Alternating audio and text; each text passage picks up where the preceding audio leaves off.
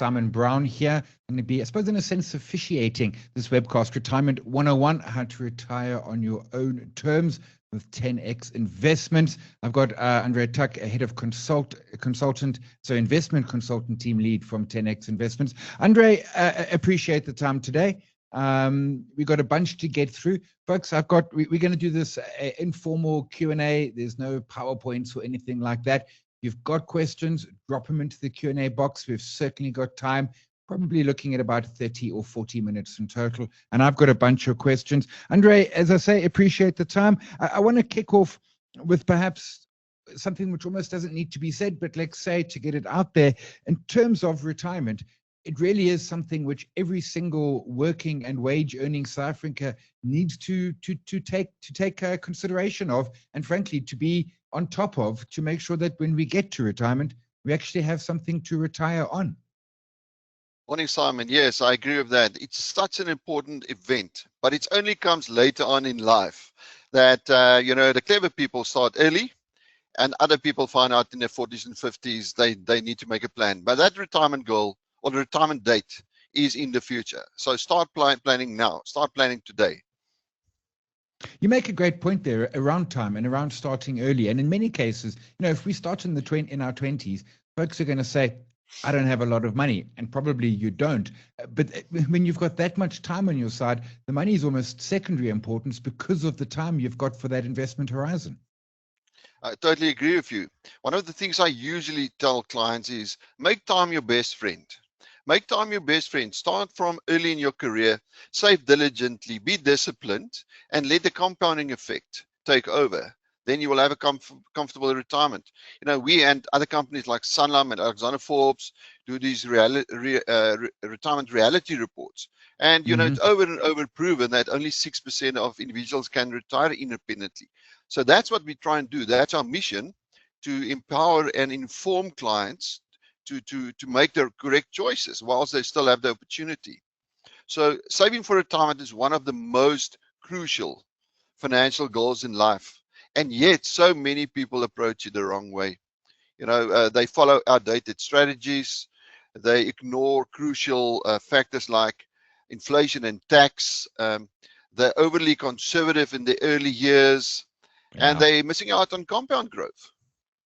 Yeah, and I want to particularly we're talking a bit for people who are coming late to retirement. There are some tricks there. But before we move on, I mean, the key thing is, whether we're talking a pension, a provident, a retirement annuity, it's a Regulation 28 product. We call it a Reg 28. And there's huge benefits to it. You mentioned tax. There's huge tax benefits.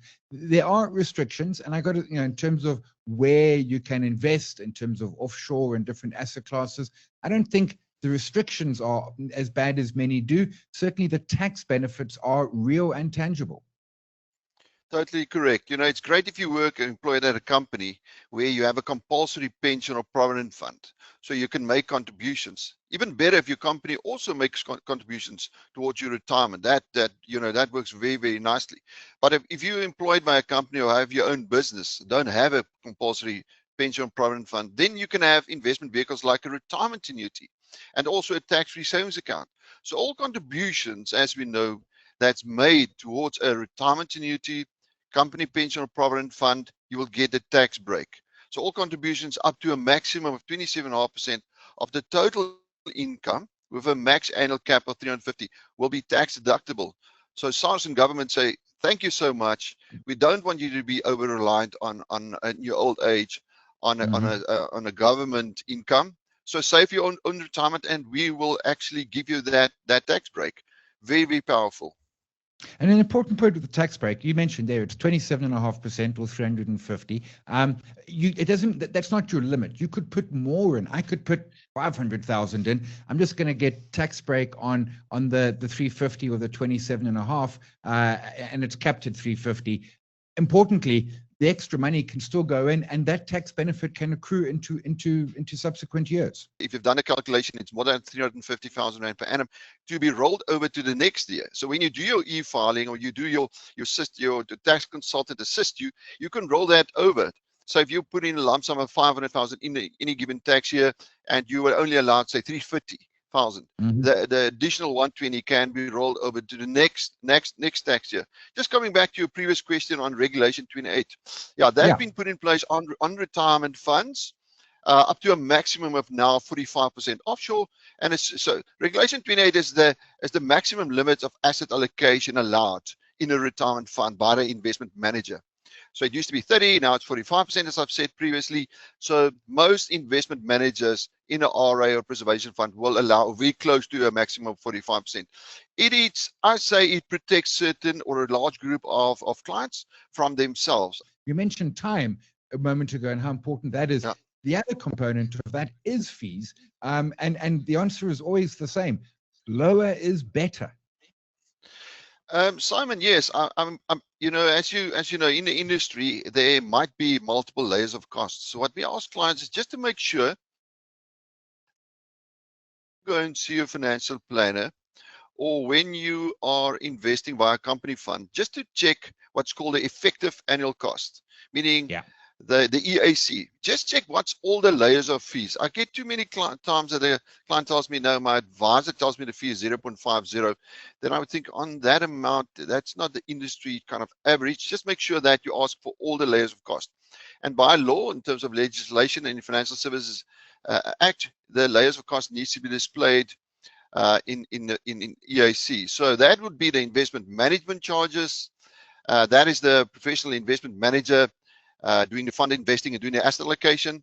Then there's the administration platform charges, that's receiving the money, putting into the various funds invested, that send you the statements, that have a call center available for you to call into, doing all the administrative tasks. And then the financial advisor fees, also very important.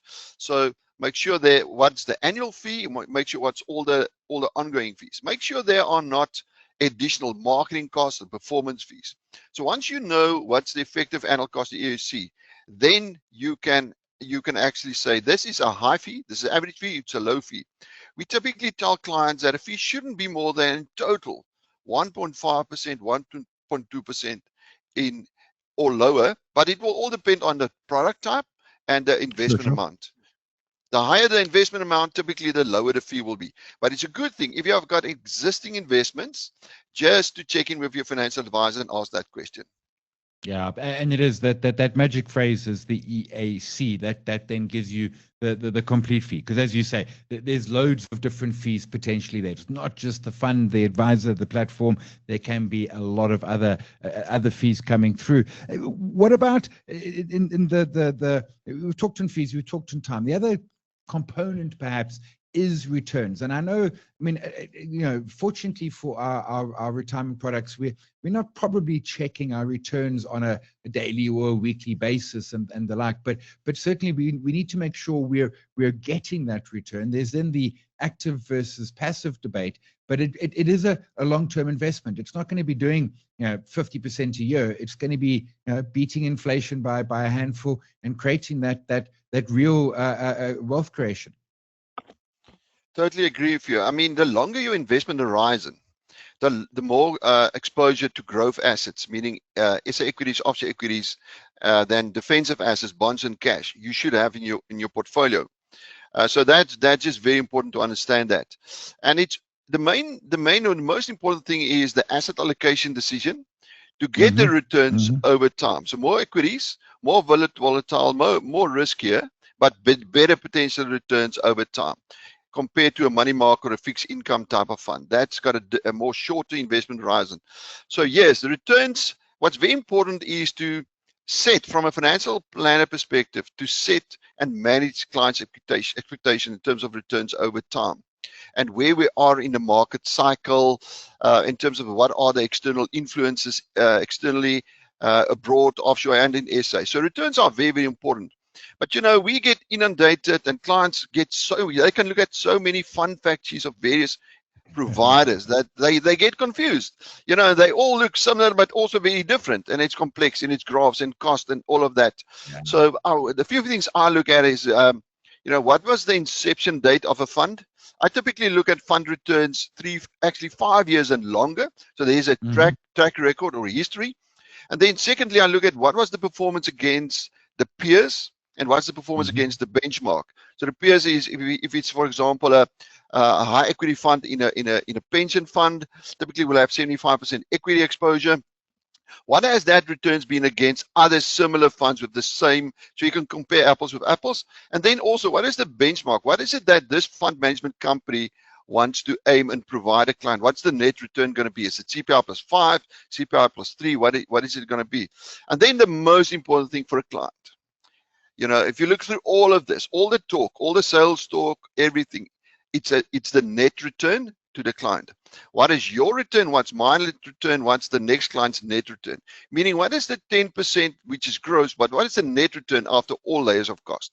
That is the one that's most important to any individual client.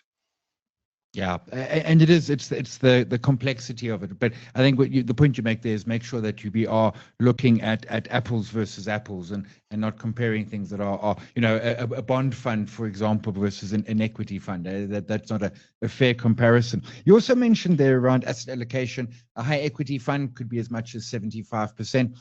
One of the mistaken thinking I think a lot of folks have as they near retirement or even get into retirement is they want to de-risk. So they're 65 years old, as an example, they're retiring and they want to start switching into, you know, 80% bonds to protect the money.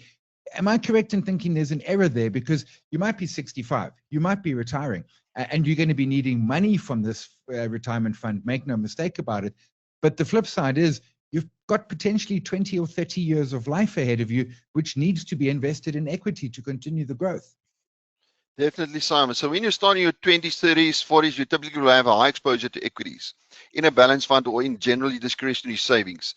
And yeah, we've seen that in some circles, clients get informed that, listen, you're now turning 55, you're turning 63, you're close to retirement, you need to de-risk more into bonds and cash, as in your example. That is not the correct investment strategy. You still, as you've just said, you still might have decades in retirement. You still at 63, 65 need to have adequate equity exposure, SA and offshore in your portfolio. That's very, very important. That's one of the big mistakes many clients make, or members of pension funds, is they go too conservative too early in their late 40s or 50s approaching retirement. You still need to, you know, it's all about wealth creation, and you need equity as the main asset class for that. But when you're like middle 70s, late 70s, 80s, then it's more capital preservation becomes more important. So then you balance it out with growth and defensive assets. Yeah, and my favorite stat, and it's probably out of date, but if it is, it's out of dated in terms of duration. A woman in a developed economy turning 60 has got a 50% chance of living to 90. And to the men out there saying, what about men? Well, men don't live as long because men. That's just... Andre, let's touch on folks who've worked at a corporate. They've had a pension or whatever it might be, a provident or something, as you say, managed through the corporate, maybe some contributions from the corporate as well, and now they're changing jobs. What happens with that fund? Because a lot of folks are like, you know, in the olden days they'd want to cash it out or think you leave it behind. Importantly, it carries on going. It becomes a preservation fund. Talk us through that process. No, definitely. So when people leave their employment via either a voluntary resignation or a compulsory retrenchment, they can then transfer this umbrella pension or provident fund to a preservation fund. Mm-hmm. This will be a null tax transfer. Let's say the person is 45, they're moving from company A to B. That 1 million rand, as an example, will be a null tax transfer.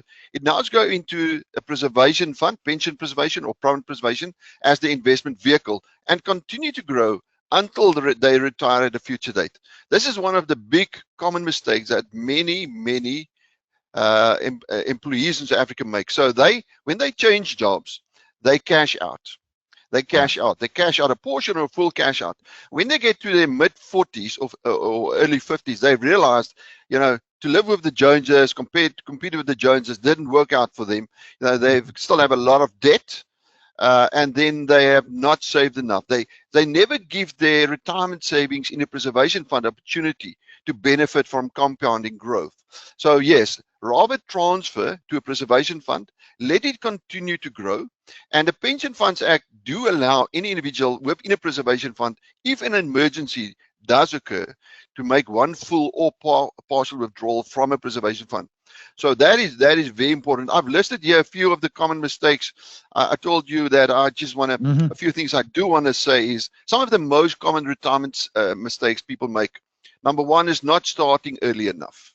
Yeah. Very, very important. You know, both my children have now graduated, and I've told them at the employment, you must at least invest 15%, 15% of your total salary from your age, they're now 25 and 23, from your first salary check into a retirement fund, and they both do that. The second thing is that people, especially retail clients, do check the investment statements online, you know, from time to time, which is a good thing. But many people at umbrella fund don't access their retirement or a provident pension fund enough. That's very important to just check in at least once a year or every 6 months. A second big mistake is many clients underestimate their retirement needs. They overlook tax efficient vehicles like a company fund or a tax-free savings account. They fail to diversify their investments. And now the point that you've just made, they withdraw their retirement savings too early. Yeah, and they neglect inflation and currency risk. So those are some of the common things that people do. For me, I think there needs to be a lot more education from HRs and employers to encourage their members to, throughout their career, that journey, to have at least once or twice a year have a look at their member statement. Yeah, absolutely. And I think to your point, far too many people, it's easy these days, but I think a lot of folks don't, or maybe in some cases, when I worked for a corporate, it wasn't the easiest thing. Although in the defense of the corporate, it was also 20 years ago. We barely had internet more than anything else. I want to come back to tax efficiency and retirement, but we talked around preserving a fund. So that's if you had a corporate, a provident or pension fund, you preserve it. That fund is now locked in that you don't make new contributions to it. But of course, you can open a new Reg 28 or at your new employer, as the case may be, and continue. That doesn't end the journey. It just kind of maybe isolates that fund, but you can have multiple funds, of course. 100% correct. So when you go to your new employer, you might have had a provident fund. Now they have a pension fund. So you park your money in a preservation. You go to a new employer, they've got a compulsory fund where you make your contributions. If you go into your own business, you can invest in an investment vehicle called the retirement annuity.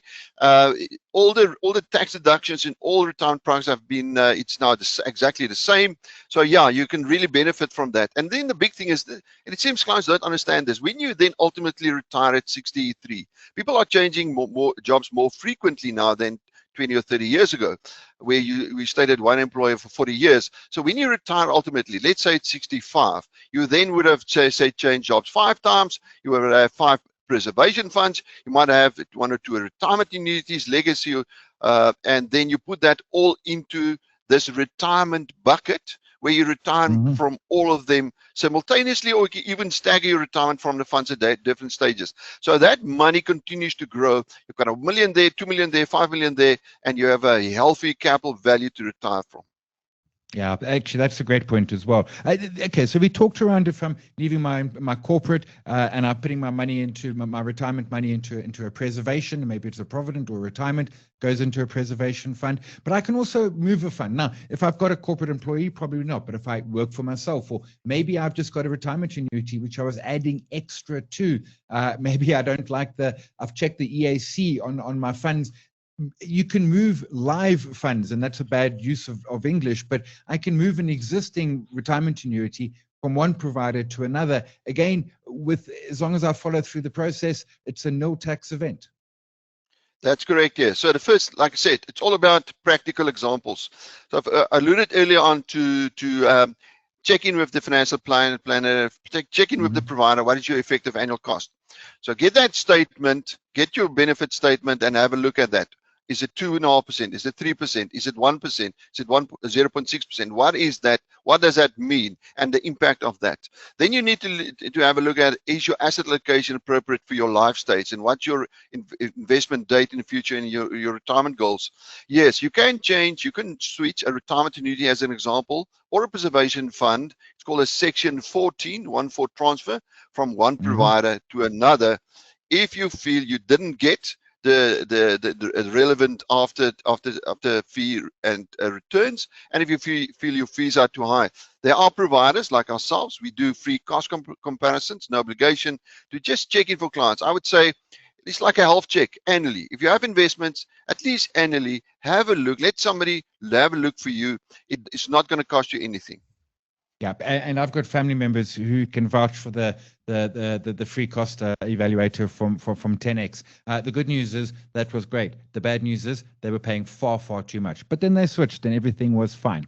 A question coming through here as well. Who said from actually came through an email earlier. My retirement annuity is to age 55, but I plan to work longer. You don't have to retire at 55 or even 63. You don't, and again, it depends on the fund. But if I've got a retirement annuity, I've got the flexibility at when I want to effectively retire and start that process. 100% correct. So you've got the retirement annuities with the life insurers with a retirement date. And you've got the new age retirement annuities with the new investment providers and LISPs. So just check what is your retirement age. Retirement age is just an indication when that financial advisor came to speak to you initially, or the date that you provided to them. That can be moved at any point in time. I've got clients owns businesses here in the Southern Cape, and they're 78 and one is 82, and they still have not retired. So they're still making contributions to their retirement.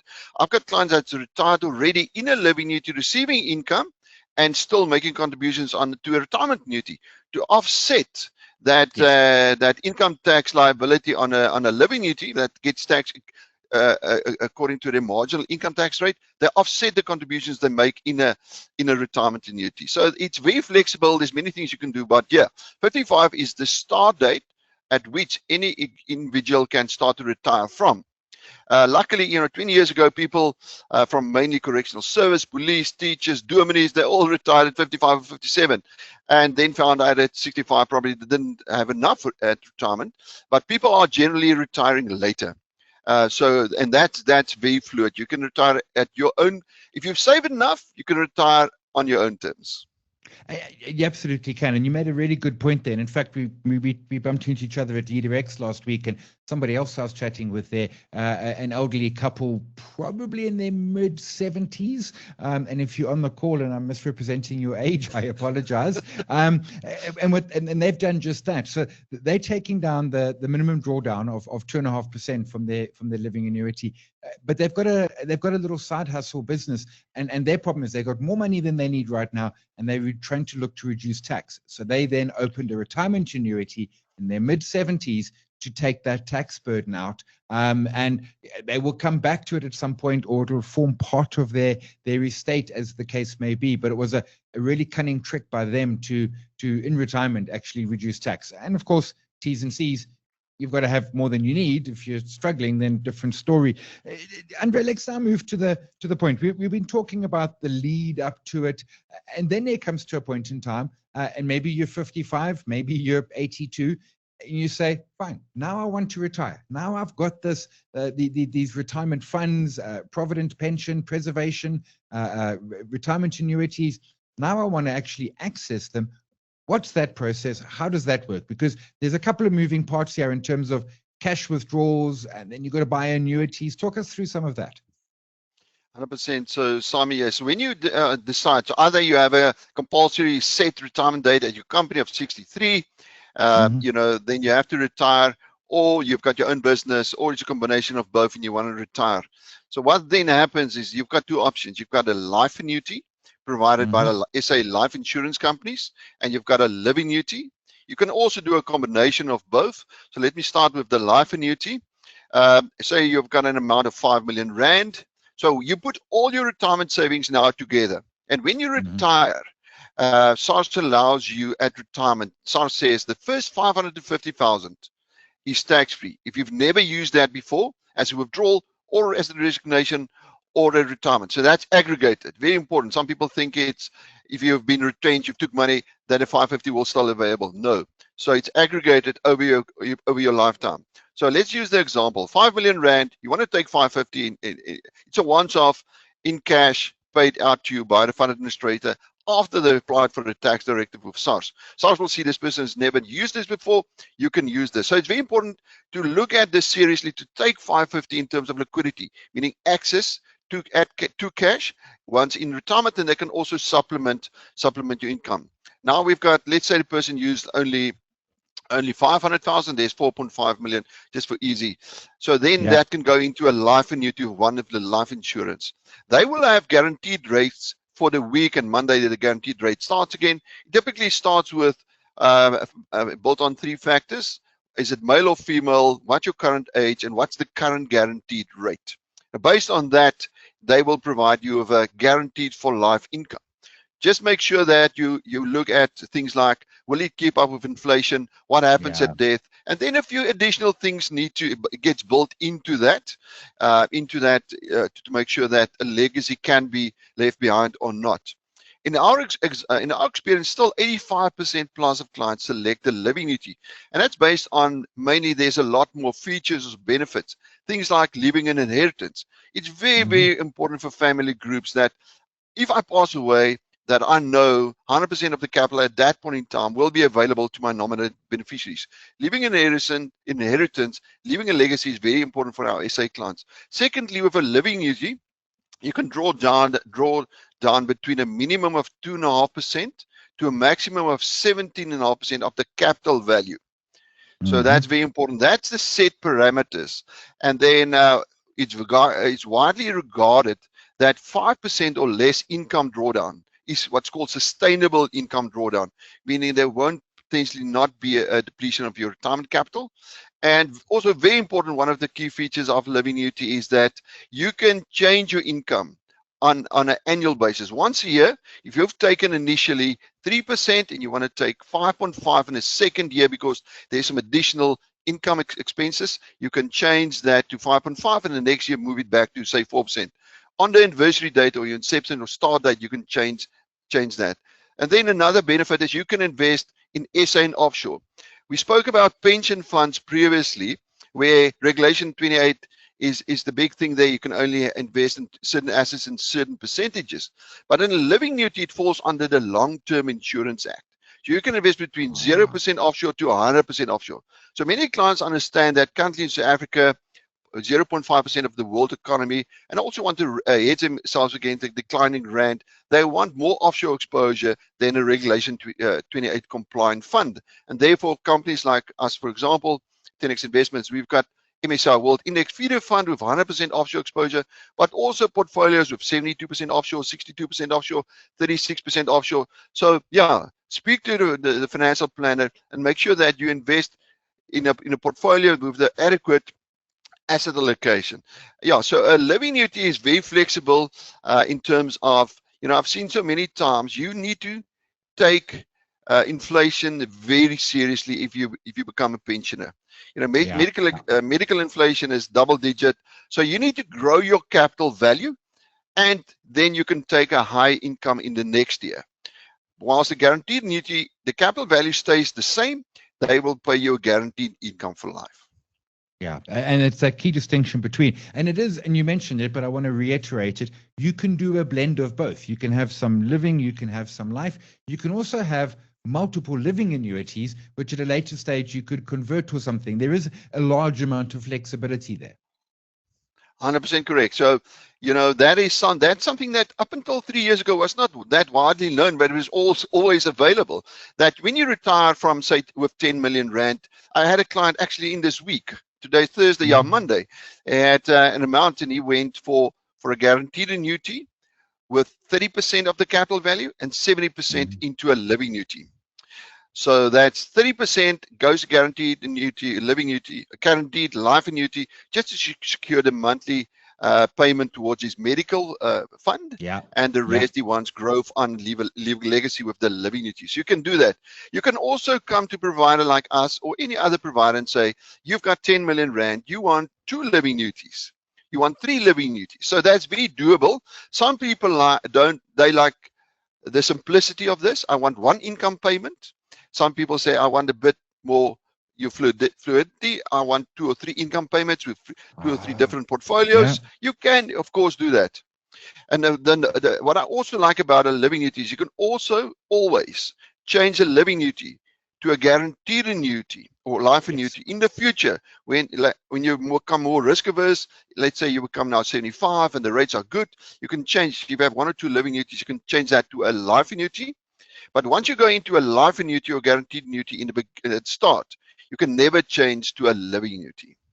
Yeah, 100%. You can go one way, but not the other. And I like your point, because when we're older, well, when they look at the 3 components, your gender, the current rate, but also your age, as we're older, you've got less life expectancy. And of course, insurance takes notes of that. Importantly, Andre, the income that you take out of your living annuity is essentially income in your hands, and therefore taxed as any other income. And that's an important point for folks to remember. The tax-free benefit accrues as you're putting it in. When you take it out, there's going to be some potential tax, depending on how much you're taking, will just go into your income.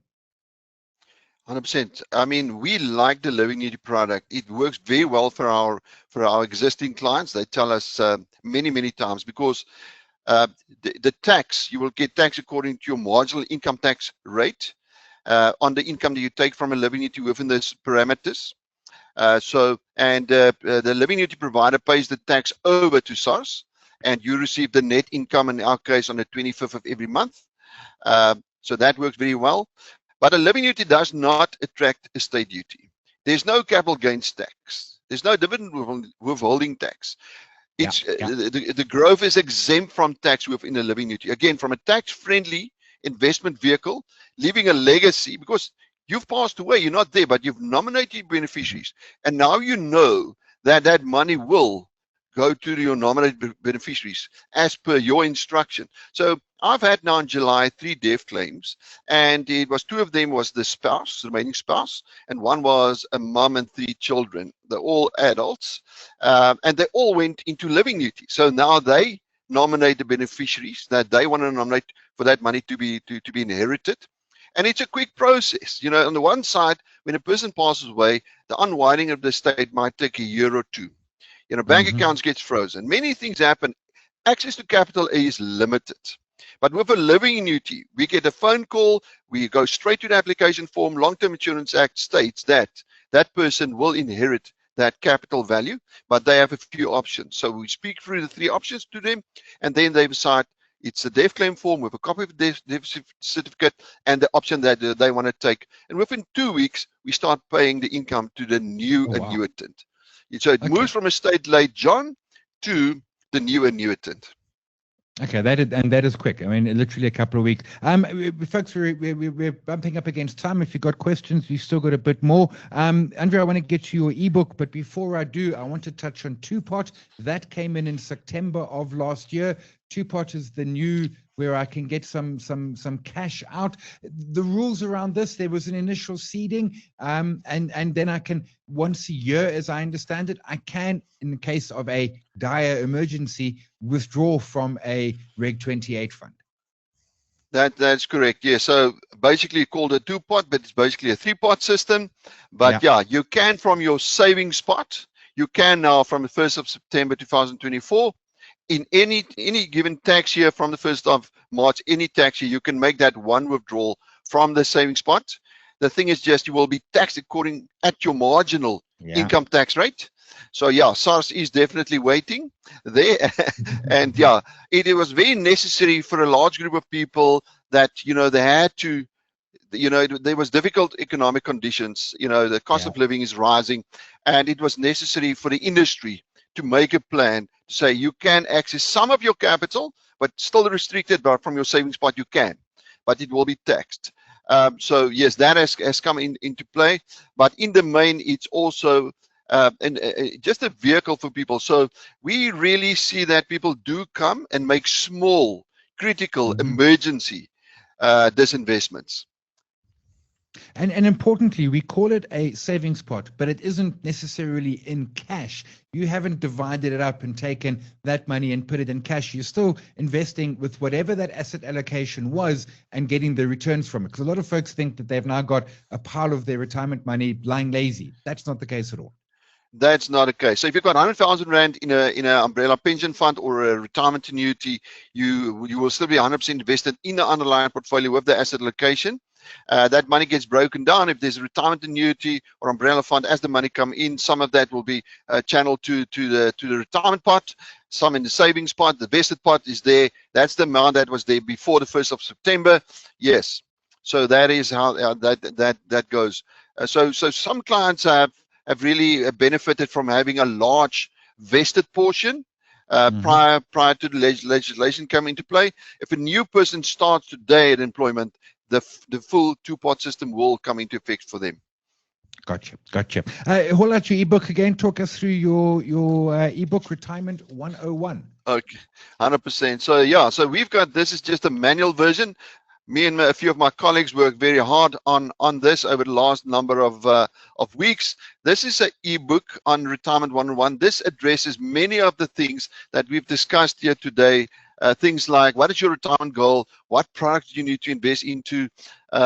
It talks about two-pot, understanding retirement benefits. What is asset allocation? You know, the importance of saving diligently, compounding, and all of the factors, practical examples, what to do if you're en route to retirement and what to do at retirement. It's very important. Those 5 years prior to retirement is critical, but even more important, starting early, making time your best friend. Where can folks find it? We will then, if people can send us an email at the following email address: retail@10x.co.za. retail@10x.co.za. They can request it from us and we will gladly send it to them. Perfect. Retail@10x.co.za. This session has also been recorded. We'll send out the link to the video around that tomorrow. Andre, let's wrap up. I want to, you and I have chatted now 40 minutes. We've tried to keep as much jargon out of the conversation as possible.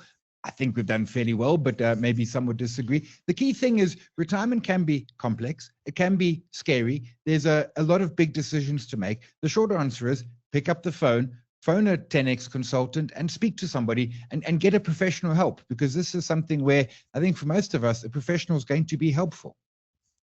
Definitely. I mean, we've just talking about MoneyWeb. This morning in preparation, I've had a look at how many articles we've placed over the last number of years that we've been asked for. One of the ones that I written was, what is the capital amount to retire comfortably? You know, so I started saying 7.5 million as a starting value at 63. I get asked a lot that question. You know, what are the classic mistakes people make? What are the things people need to do? So there are many retirement and industry investment general articles out there. There are many videos out there. You know, speak to us, phone. What we do is, for us, it's a lot about education, information sharing, and empowering people to make informed decisions. Yeah, it is. It's getting that information so that we can get the informed decisions. Don't be scared to ask for the help. These are big decisions. This is about our retirement. We're going to spend, hopefully, decades in retirement having fun, whatever that might be. We'll leave it there. Andre Tuck, investment consultant, team lead, 10X Investments. Really appreciate your time today. Ladies and gentlemen who attended the webcast, we really appreciate your time. You've given us 40 minutes of your ears. You could have done something else with it. We really are appreciate. As always, everyone look after yourself, and if you can, look after somebody else as well. Andre, thank you. Thank you so much, Simon. Keep well. Cheers all.